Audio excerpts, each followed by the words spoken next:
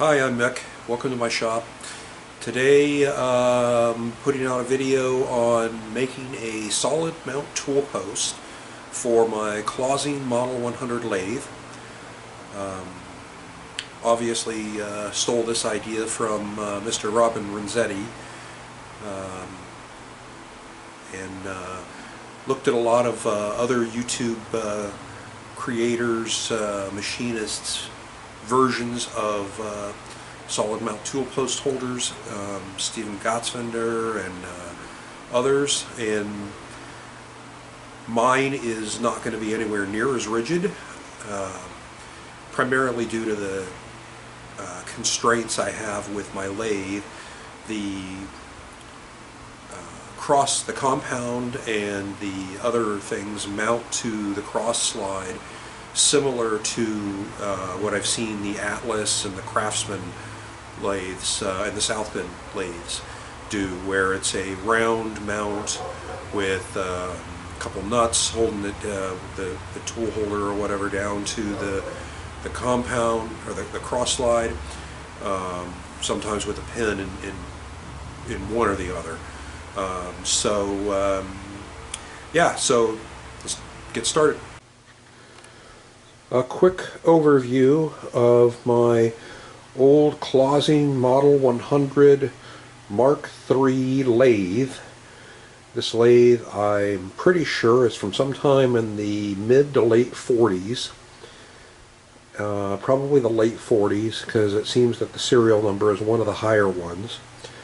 The lathe is distinguished from the earlier models, the Mark I and Mark II, by things like the quick change gearbox that you see there, and the way the carriage is set up. This lathe has a number of improvements made to it already. Almost all of them except one were with the lathe when I bought it. I got this from a really cool guy, found it on Craigslist, and the guy ended up, we're friends now, and we hang out, we grab lunch, we talk shop and stuff. He's one of the smartest guys I've ever met. I'm not sure how much of the improvements he did to this lathe, but I wouldn't be surprised if he did all of them. And I didn't know anything about buying a lathe or anything like that when I responded to his Craigslist ad, and he took the time to explain to me what to look for, and how this lathe met the criteria for a good buy, and even showed me things that were, I guess you could say, wrong, or maybe needed improvement or whatever with it, of which there wasn't many. But yeah, like I said, really cool guy. Included a ton of stuff with the lathe as well. So anyway, the purpose of this video, this part of the video, is just to walk you through what I'm starting with, because the intent is I'm going to be making some modifications and more improvements to it for things that I have learned as I've used it for the last year and a half or so, off and on. Mostly used it probably full-time for about 9 months or so. So anyway, let's get to it. So let's start down here on the tailstock. This little tailstock DRO, I added this. This is the only thing I've done to the lathe so far. It has a little clamping ring that attaches to the quill right out here at the end, and then a screw bolts to this, and as the quill moves, it feeds that in and out. I'm actually going to improve this as well, because I did not think about it when I added this. As you can see, the quill is about out where it needs to be to line up for that end of the bracket anyway, so I can't retract the quill any more than this. If I do, it pushes on this and bends the whole thing. So this is aluminum. So I think what I'm going to do is make a new bracket for it, use the same mounting holes, make a new bracket, and move the whole thing back so that I can at least retract the quill all the way up to the point where the bracket will hit the face of the tailstock. With the bracket attached, I still can't retract the quill far enough to release stuff from it, which I just have to live with that. I can't think of any other design right now to fix that. So that's one of the things I'm going to change or upgrade, but that's the only thing I added so far. As far as the rest of this part of the mill or the lathe goes, it's pretty well stock until we get to here. And this is part of the DRO. So this lathe has a 2-sensor, 2-reading, whatever you want to call it, DRO. Very simple, very old school, although it does have inches and metric, as well as relative and absolute measurements, and then just of course a button to set the zero on it. But this DRO works pretty well. My biggest complaint about it, and I'm going to be replacing it, that's one of the things I'm going to change. My biggest complaint about it is that this scale, which I don't know if you can see that or not, has teeth, and then this is, I'm pretty sure it's just a high resolution potentiometer of some sort. My biggest complaint is that chips and gunk and stuff get on here, and the teeth on the little gear wheel on the potentiometer here aren't protected, so it just you need to keep it clean, otherwise it'll skip and etc. The X travel is done the same way, but you can see the other potentiometer down there, and there's a much longer bar for it. So another thing I'm going to be doing is building a fixed tool post holder for this, so I can remove the compound on here. I don't use the features of the compound for cutting angles and stuff, tapers and stuff very often, and I'd rather have the rigidity, and I'd rather have it out of my way. So that's one of the things I'm going to be doing coming up, is building a solid block to mount in here to replace the compound. No more changes here. So we get down here, there's the chuck. So as I said, it has the DRO. It's also, the motor has been replaced with a variable speed motor, so I've got forward and reverse here, and it's got a built-in tachometer, so you can see I can slowly spin it up. I'm not going to get it going real fast because I don't have anything clamped in the jaws right now. I really like that. I'm not going to be doing anything with that. It's got the segmented belt, which I really like. So this will be coming out, being replaced with a touchscreen DRO. And the only other thing I can think of on this side down here with the motor, I did notice that I get some chips built up back here, so I think I'm going to make a little bracket just to keep chips from getting back in there. And then that brings me to the final thing I'm going to do, which is to add a some way cover, or a way cover, the accordion fold style, attached here, and then somehow here on the carriage. I haven't figured out how I'm going to do that. But those are the things I have planned for it, and this is the way it is right now. Everything over here as far as the quick change gearbox and all of that kind of stuff is going to remain. It works really well. So that's it. This is my old Clausing, and great lathe. I like it. So, alright. Okay, I've got my material set up in the shaper, and I'm just going to run a few passes through to level out and clean up and even up this surface. And I've got the dial zeroed out and adjusted down 10, I believe that's 10 thou. You'd like to take pretty conservative cuts, at least until I get the hang of it. So let's see how it goes.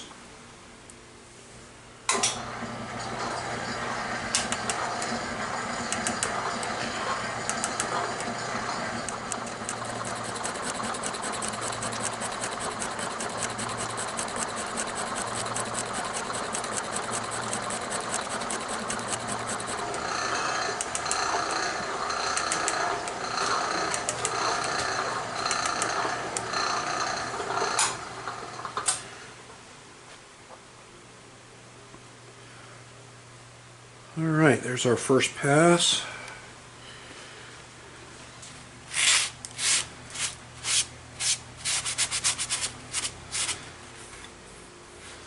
Well, that end's rough.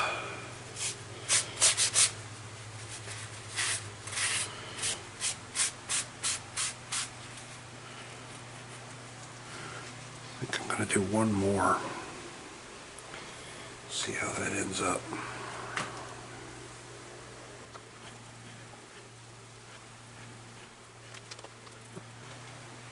Actually, not as bad as I thought it was, but I'm going to do one more anyway.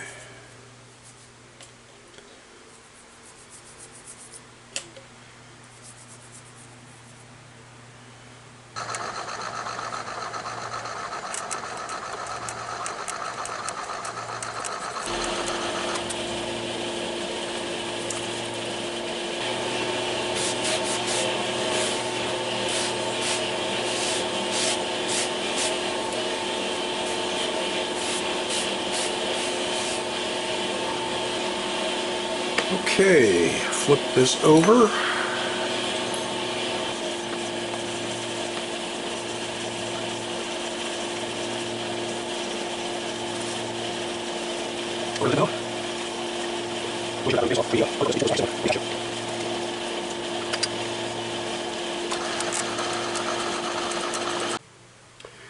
Now I've got the material for the tool post mount itself mounted up in the shaper, and I'm going to use the shaper to surface all of the sides, and I'm going to make or try out maybe some of the existing tools I have to see which ones will give me a better finish, because I think I want to go ahead and use the shaper to finish this piece off to its final dimensions, and I'd like a nice surface finish on there for when I blue it.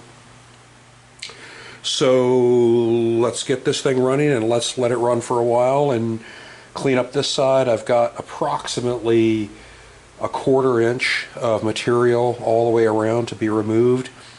While this is running, I'm going to go cut the base part, drill a hole in it, get that ready, make an arbor, mount it in the lathe, and start turning that down. I'll use the bandsaw to chop off the corners first. And once I get that done, then I will be done with operations on the lathe. Yes, I will be done with operations on the lathe, so I will take the compound off then and put it on the surface plate and measure the total height, so I know how much of this I need to finish taking off. So let's let this run, and while this is running I'll go work on the rest of the base. Don't need it running out that far. Alright, I'm going to adjust this and I'll be back. Okay, we've got it adjusted now, so let's get it fired up.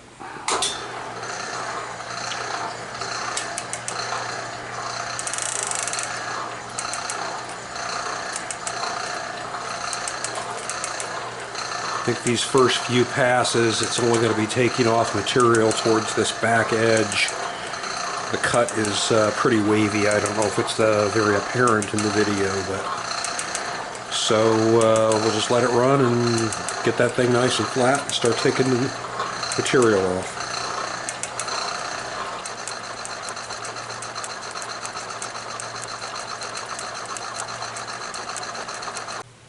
Alright, two sides done.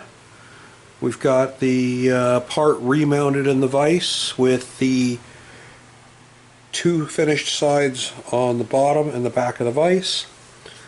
And now we'll take a tenth off the third side.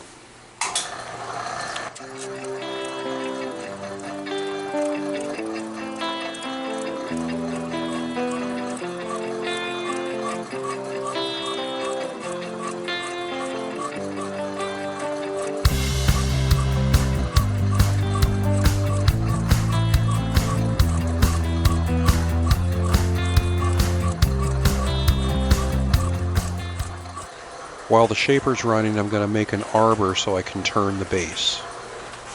Okay, so we're going to start by facing this end off. Set our Z axis to 0.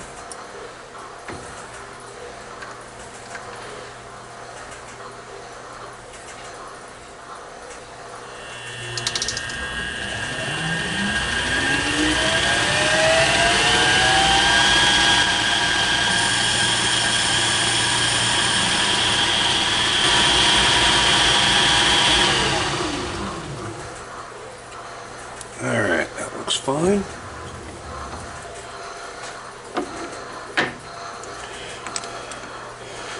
The piece I'm going to be mounting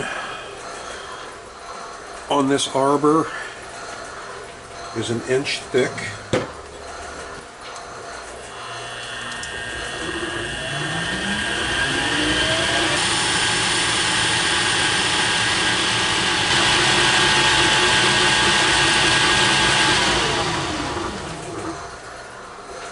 Alright, good enough.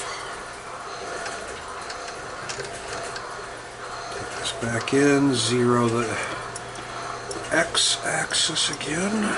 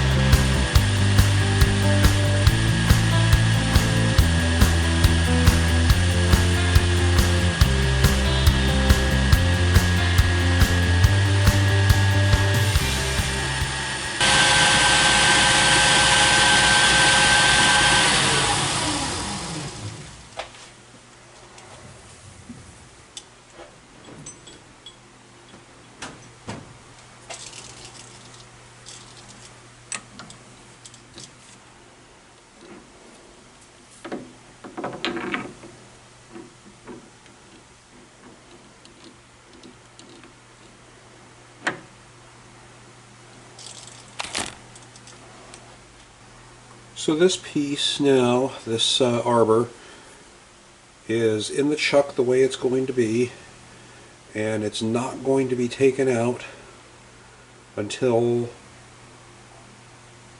the base plate is turned to circumference. So I'm going to turn this part down to the diameter of the hole, which is approximately a ½ inch. It's probably a little larger than that. And then drill and tap for a bolt to bolt the plate to it.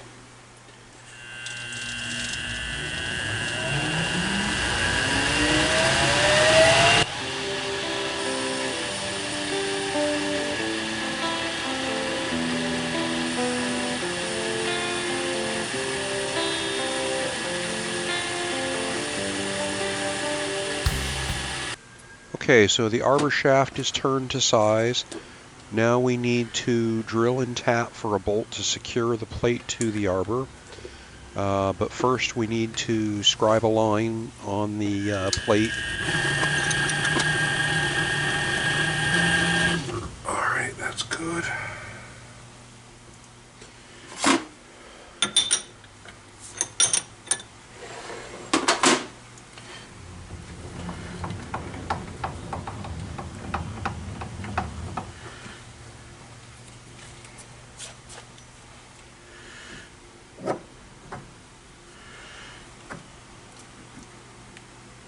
Alrighty.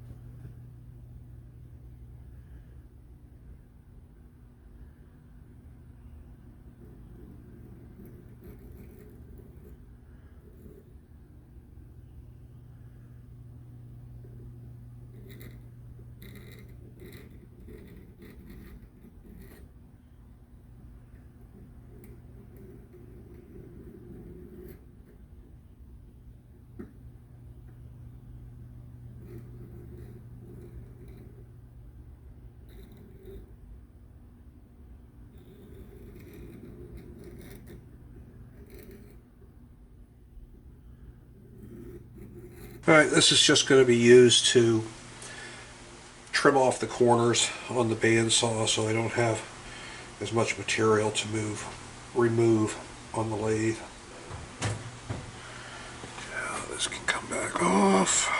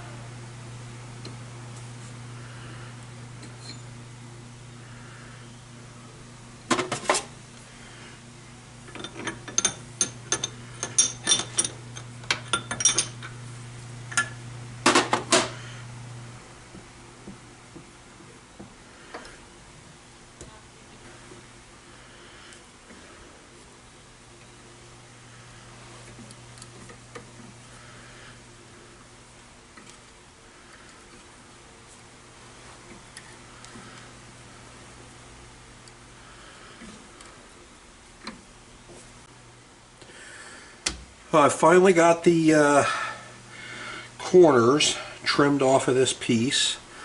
That was a major pain, a lot harder than I thought.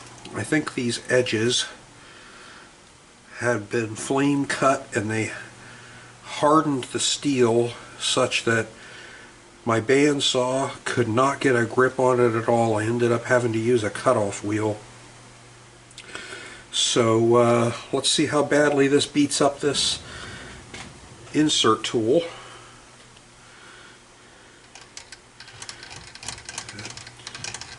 Find the one that's sticking out the most here.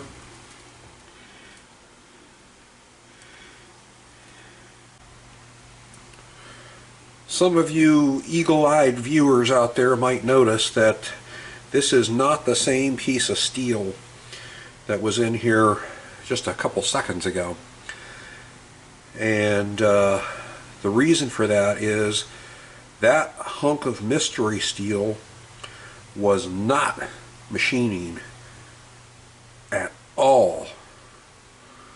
It was, no matter, I tried carbide insert tools, I tried all sorts of different feeds and speeds, I tried high-speed steel with all sorts of different feeds and speeds, and let me show it to you. It was just sparking all over, and yeah, just terrible. I just gave up. It worked okay in the shaper. This finish here and on this side were both done in the shaper, so I don't know, the lathe did not like it. That's actually the second piece of mystery steel. So digging through my stock, I found a piece of 1018, which is what this is here, and as you can see, it's working beautifully. That is an absolutely gorgeous finish. So I'm going to finish this up, make it round, and then we'll get to work back on the square part. Alright, so finally got this thing down to round, right diameter, and now we're going to take it off of the arbor and mount it in the chuck so we can turn it down to thickness.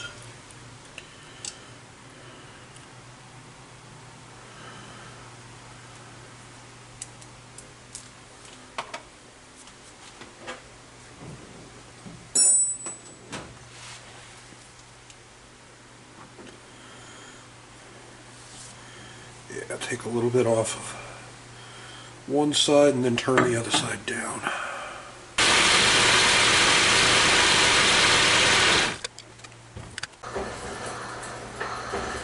Alright, so now we've got to bore this hole. This is the hole in the center is for the locating pin. On this closing, it's screwed into the cross slide, and then the compound or the milling vise or whatever you're putting on slips over the top, and that's how it's centered and located. So I'm going to start by drilling it out to 5/8, and then we'll use a boring bar and take it to the correct size. Alright, so I've squared up the square part of the tool post mount in the shaper to 2.6 inches, and now I need to bring it down to the correct height. So in order to do that, I want the tool post, the total height of the tool post mount, to be the same height as the height of the compound to the top of it.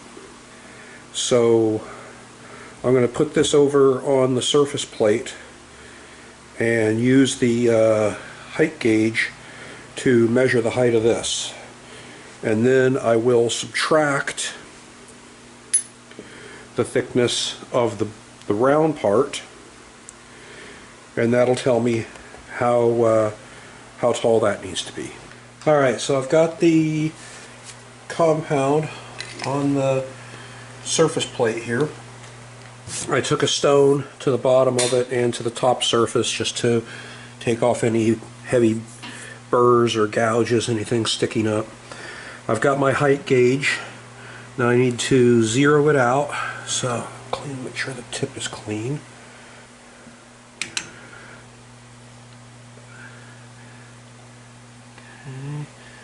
Zero. Make sure it is in millimeters. There we go, inches. Double check that. That looks good.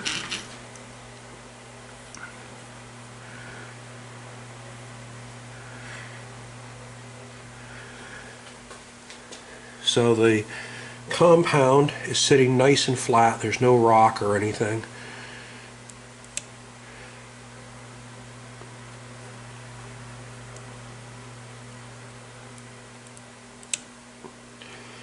So we've got 2.764. Let's check that from the other side. A couple more places anyway. 2.765, 2.764, 2.765. Alright, so we'll go with 2.764.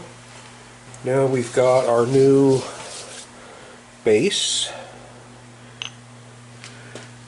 And that .509.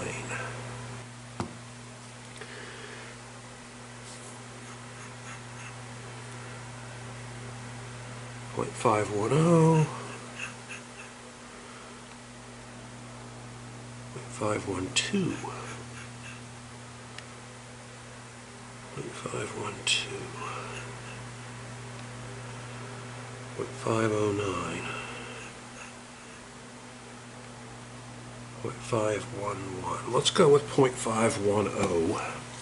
And so that means the tool post square part needs to be 2.254 inches high. Alright, so I've got the edges on the square part of the mount deburred, and boy, I tell you, I am just so happy with the finish that shaper left on this. Even taking 50 thou passes, it's beautiful. Very happy. Alright, let's double check 0. We're good.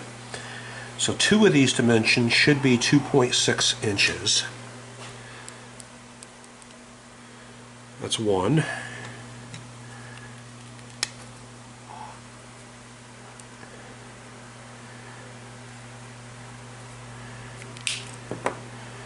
I'm putting S to indicate that it's the side. And that is the other side. So the tool post goes like this. The mount, excuse me, goes like that. This should be less than 2.6. Yes, 2.488.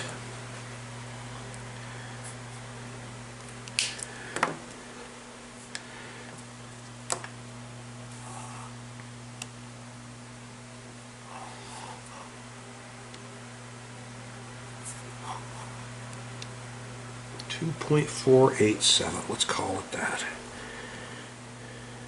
So we need to take off 233 thousandths. Alright, that is 4 passes on the shaper. Nice.